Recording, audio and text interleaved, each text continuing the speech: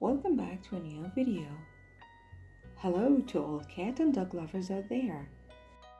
Whether you have pets at home, want to make a homemade crochet gift for a friend who has them, or even if you're looking to start a simple and easy project, this video is made specifically for you.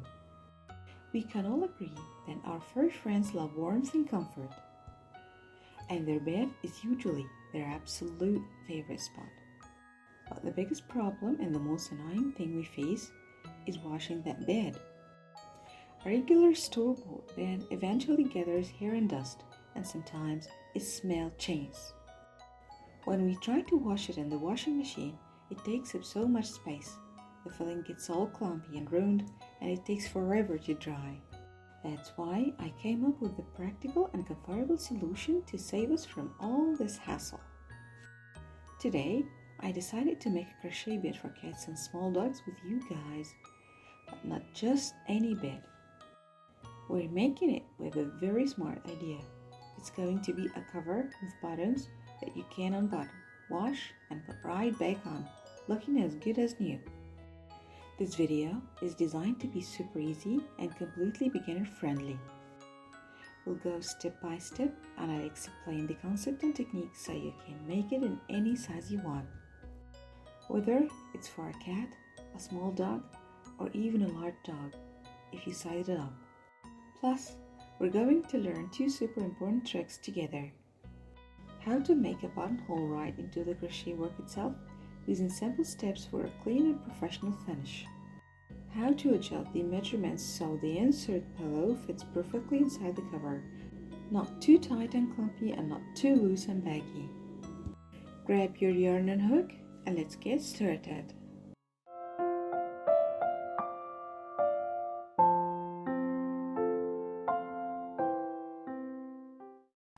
Now, let's get to the most important step. How do we adjust the size to fit any pillow we have, whether it's a small cat pillow or a large dog bed? The whole secret is in two steps. Step 1. The starting chain. Grab a measuring tape and measure the width of the pillow. The number you get is the length of the starting chain we're going to make. But we're going to add about 1 inch or 2 or 3 centimeters of ease to this measurement.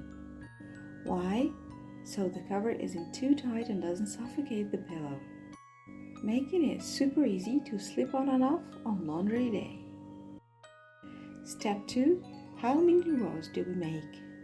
Now measure the length of the pillow itself. For example, if the pillow is 20 inches, 50 centimeters long, do we just crochet rows until we hit 20 inches and stop? No, we multiply that number by 2. So, we'll keep crocheting rows until the piece reaches 40 inches, 100 centimeters long. And it's even better to add an extra inch, making it 41 inches, 102 centimeters, so there is enough room for the pillow insert and it doesn't get squashed inside.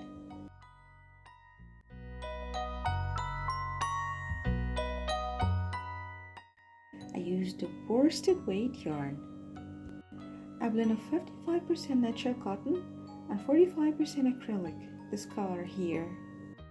And the cover took 5 skeins of yarn. I also used a 2mm hook. Since the actual bit takes up a lot of space and a ton of work, I'm going to demonstrate the entire technique step by step on a mini swatch. The great thing about this method is that it lets you see the details clearly in camera, and more importantly, it gives you the complete freedom to make this bed for any pillow size that fits your pet, without being restricted to a specific stitch count that I dedicate to you. I'm going to make this bed using the double crochet stitch. I chose it for 2 reasons. First, because it works up super fast and builds high quickly, so you'll finish the bed in record time. Second, it gave the fabric a nice thickness and squishiness, making the bed incredibly comfortable for your bed. Now let's get started. First, we'll make a slip knot. I will work a regular chain as long as the measurement we got when we measured the width.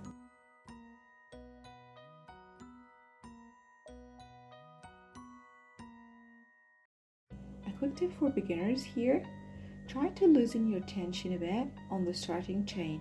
Don't pull it too tight so the bottom of your work doesn't curve up. Finish the chain. Let's start the first row. Insert the hook and make your first double crochet.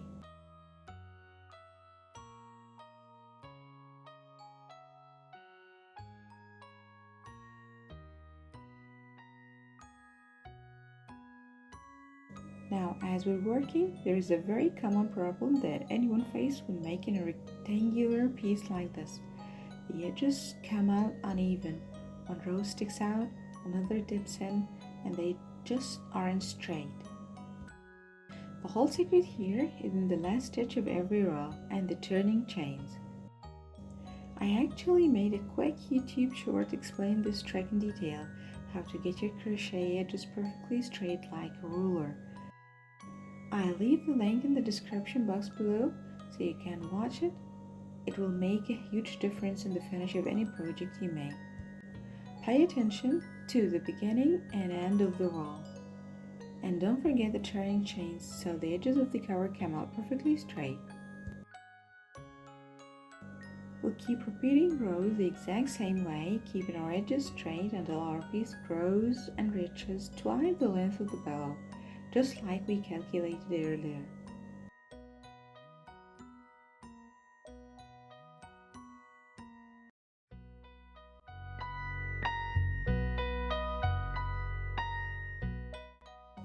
Now it's time to make the buttonholes.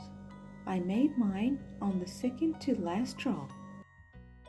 So, how do we make these buttonholes? We'll go to the two spots where we want the buttons to line up. We'll chain 3, skip 3 stitches below it, and continue into the first stitch as usual.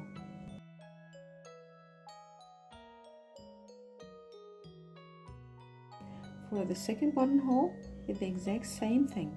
Chain 3, skip 3 stitches, continue to the first stitch, and finish the row normally. The most important thing is to make sure that the spacing between the two buttons is even. So, whatever number of stitches you leave at the beginning of the row, you should leave the same amount before you finish it. Turn and start a new row. Work as usual, and when you reach the chain space, work 3 double crochets inside it and finish the row normally.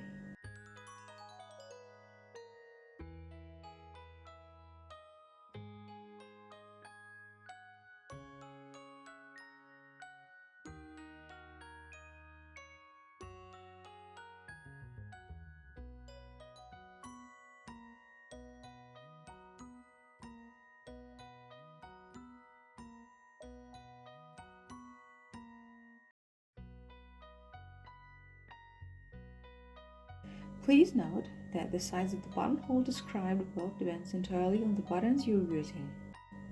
I chained 3 for the buttonhole because that was the perfect fit for the buttons I had on hand. Now our rectangle is finished and we've reached the desired length, twice the length of the bellow. Let's turn it into a cover. The most important thing in this step is to make sure the edges are perfectly lined up, stitch to stitch, so the work doesn't come out wrapped or crooked. I highly recommend using stitch markers to hold the corners together before you start seaming. This step saves time and keeps your work super neat.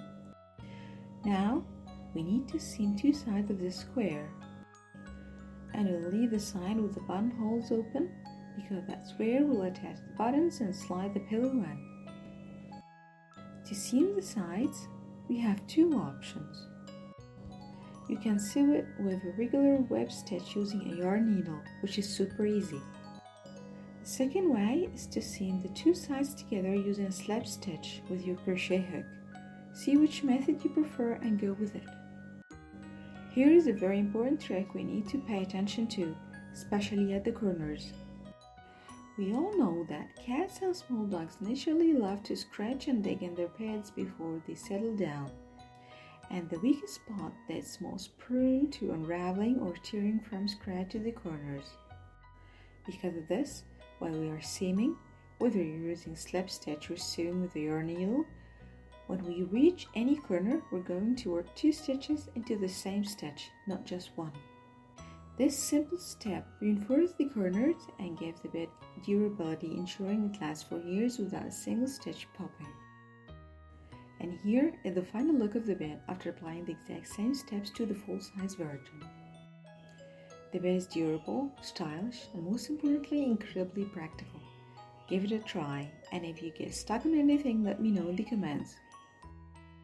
If you like this idea, don't forget to like, subscribe, and hit the bell icon so you always get notified of new videos. Stay tuned for the next video because I bring you a project idea that's simple, easy, and super fast. See you next time. Bye-bye.